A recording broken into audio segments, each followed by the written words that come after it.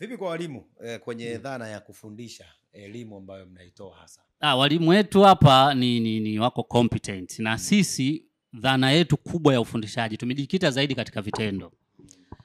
CBET. Manake tunafundisha katika mfumo wa project based teaching methodology. Yaani watoto wanafanya zaidi.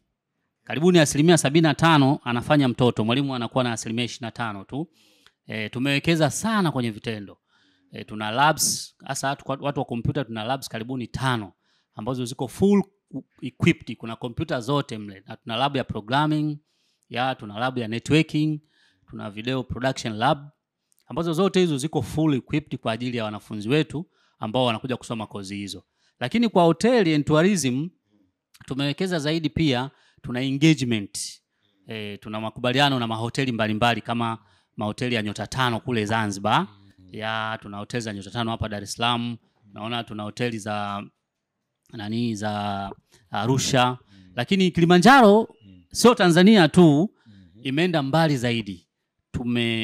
Tumefanya feasibility study katika bara la Asia, tumeenda Ulaya, ambapo huko tumekutana na mavyuo, tumeweka engagement ya kubadilishana walimu na kubadilishana wanafunzi.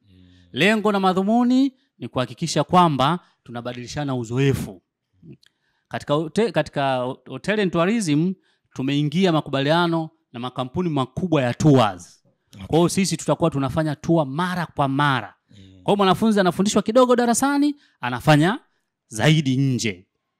Kwa hiyo Kilimanjaro ndio iko hivyo, yani dhana yake kubwa ni vitendo. Kuhakikisha kwamba mwanafunzi akitoka hapa asiwe na fikra za kuajiriwa. Fikra yake kubwa iwe tu kujiajiri, kwa sababu tunamwezesha mwanafunzi kuweza kujiajiri kabisa, kwa sababu tunahakikisha kwamba zile tips zote ambazo za mwanafunzi kujiajiri zinakuja. Tunamfundisha entrepreneurship. Tunamfundisha marketing.